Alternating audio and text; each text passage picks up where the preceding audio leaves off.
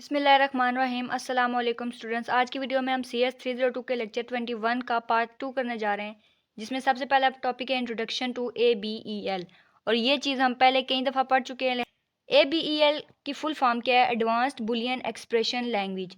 ये आपका बहुत ही इंपॉर्टेंट क्विज़ है, आपने इसको याद रखना है। ये होता क्या है? It is a hardware description language. ये एक हार्डवेयर डिस्क्रिप्शन लैंग्वेज है जो कि इस्तेमाल होती है for implementing logic design using PLDs को इस्तेमाल करके लॉजिक डिज़ाइन की इम्प्लीमेंटेशन के लिए ये लैंग्वेज ABEL यूज़ होती है। ABEL is a device independent language.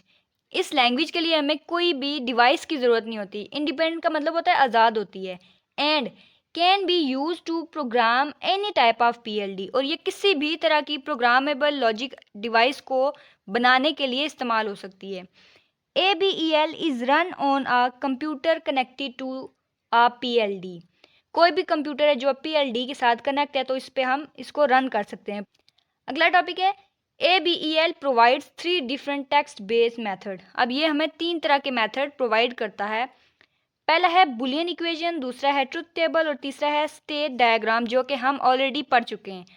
तो अब आता है बहुत ही ज़्यादा important topic, Boolean operations and Boolean notations. ये पेपर्स के लिहाज से बहुत इंपॉर्टेंट है, इसे गौर से देखना है। Not and or XOR operation have special symbols in the ABEL as shown. यहाँ पे आप देख सकते हैं लॉजिक ऑपरेशन। लॉजिक ऑपरेशन कौन से हैं?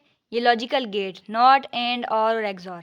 ये मैंने 7 सिंबल बना दिए। ये नॉट का है, ये एंड का है, ये और का है और ये एक्सॉर का है। आगे इनकी ABL सिंबल्स क्या होंगे? नॉट, यहाँ पे हम इसको यूज़ करेंगे। एंड की जगह ये वाला सिंबल यूज़ करेंगे, और की जगह यानी कि प्लस की जगह इसको यूज़ करेंगे, और एक्स और की जगह ये डॉलर का साइन यूज़ करेंगे। इस टेबल में हमें जो बताया जा रहा है उसी के आगे एग्जांपल दी गई है। बुलियन नोटेशन, ये ए लिखा हुआ है, ए के ऊपर बार यानी कि नॉट, तो इसको हम रिप्रेजेंट करेंगे इस साइन से और आगे ए लगा देंगे। आगे ए डॉट बी लिखा हुआ है तो हम क्या करेंगे? ए आगे एंड और बी लिख देंगे। इस डॉट का मतलब होता है एंड गेट। ये प्लस है यानी कि और गेट, फिर आगे ये सिंबल लगा देंगे हैश का। आगे ये एक्स और साइन है, यहाँ पे डॉलर लगा देंगे और ए और बी। ये क्विज के लिहाज से बहुत ही इंपॉर्टेंट टॉपिक है। आगे आता है boolean equations. One of the ABL entry method uses logic equations. In ABL any letter और combination of letter and number can be use to identify variables. Variables को आइडेंटिफाई करने के लिए लेटर या मुख्तलिफ तरह के नंबर्स को इस्तेमाल कर सकते हैं। ABEL however is case sensitive, thus variable A is treated separately from variable A। अब यहाँ पे जो उन्होंने बोला है ना केस सेंसिटिव, इसका मतलब है कि कैपिटल ए और स्मॉल ए को हम एक जैसा नहीं ले सकते, ये एक दूसरे से मुख्तलिफ होंगे। All ABEL equations must and with this semicolon. इस साइन के साथ ये सारी चीज़ें ख़त्म होंगी। आगे आता है Boolean expression F is equal to AB का complement plus AC plus B और D दोनों का कॉम्प्लीमेंट। अब इसको शो कैसे करेंगे? यहाँ से इसको जहन में रखना है, ठीक है। तो ये देखें, ये F है, आगे A लगाएंगे, मल्टीप्लाई हो रहा है तो एंड लगा देंगे, कॉम्प्लीमेंट है तो यहाँ पे ये साइन लगाएंगे, उसके आगे B, आगे प्लस की जगह ये वाला sign, A and C hash, not का साइन लगाएंगे, फिर B, फिर एंड, फिर नॉट का साइन, फिर डी, और आगे एंड पे ये देखें सेमी कॉलन का साइन लाजमी लगाना है। आगे टॉपिक आता है multiple inputs and outputs. In some cases multiple input and output variable can be grouped as a set of simplify an equation. ये आपका क्विज हो सकता है, इसको याद करना है, ठीक है। लिहाजा क्या होगा? D0 1 2 इनपुट और output variables can be defined by a single variable D की मदद से इन सब को एक साथ हम डिफाइन कर सकते हैं using the ABL notation D is equal to D0 1 and 2। अब यहाँ पे देखें क्या बता रहे हैं आप, 4 input 4 bit multiplexer is represented by a function table 21.3। इसमें हमें फंक्शन टेबल बताया गया है जिसमें क्या हो रहा है, ये इनपुट्स दी गई हैं हमें सारी, ये 2 इनपुट्स हैं, आगे ये सारी आउटपुट आ रही हैं, ठीक है, Y3 Y2 Y1 और Y0। अब ये एक चीज़ आपने जहन में रखनी है, ये 0 लिखा हुआ है ना तो यहाँ पे सबके साथ 0, यहाँ पे 1 2 और 3 आ जाएगा। लेकिन यहाँ पे थोड़ा सा ध्यान रखना होगा, 2 दफ़ा 0, फिर 2 दफ़ा 1, फिर एक दफ़ा 0 1 0 1। ये हमें कैसे पता चलेगा? क्योंकि ये हमारे पास 2 इनपुट हैं तो हम क्या करेंगे, 2 की पावर 2 लगा देंगे, ठीक है। तो ये 4 कॉम्बिनेशन बनेंगे, 4 का मतलब 2 0 आएंगे और 2 1 आएंगे। बस इसी को जहन में रखना है, बाकी क्वेश्चन सॉल्व हो जाएगा। अब ये चीज़ देखनी है कि ये कैसे आएगी। y3 ये रहा y3 और आगे सबसे पहले आएगा a3 लगा दिया। अब हमें कैसे पता चलेगा ये s के ऊपर बार क्यों आई है, s0 के ऊपर बार क्यों आई है। ये देखिए ये 0 लिखा हुआ है तो इसका मतलब है इसके ऊपर बार आ जाएगी।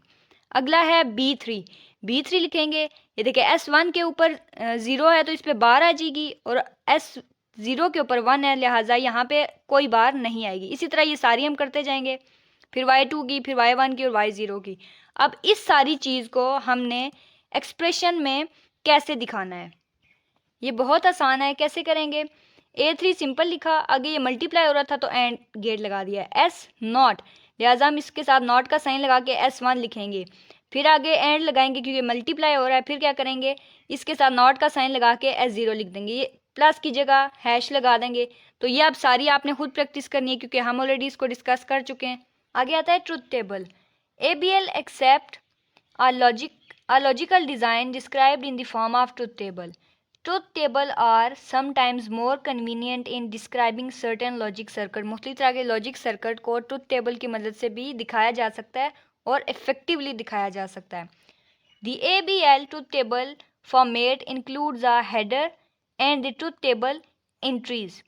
ये ट्रुथ टेबल है, आगे ये इसकी इनपुट और आगे आउटपुट आ गई। Truth table A, B and X is output.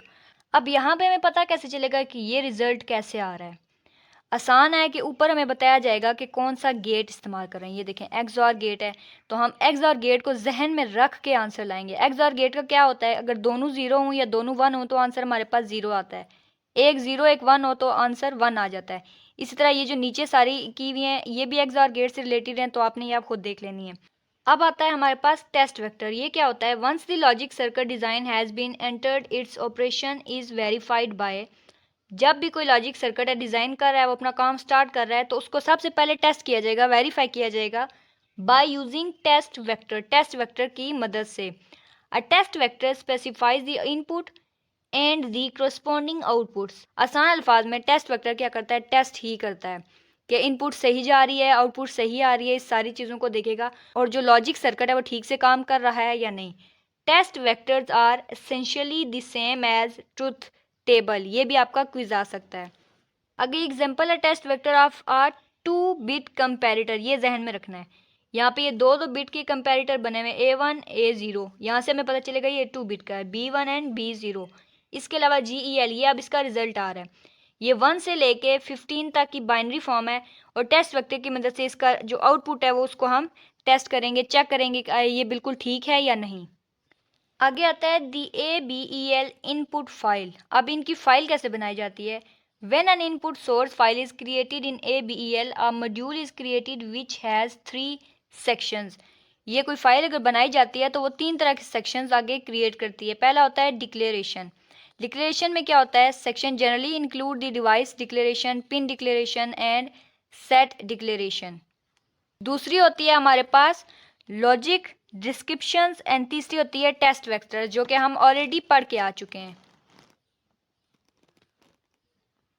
Lecture का लास्ट टॉपिक है डॉक्यूमेंटेशन फाइल, DJEDEC फाइल।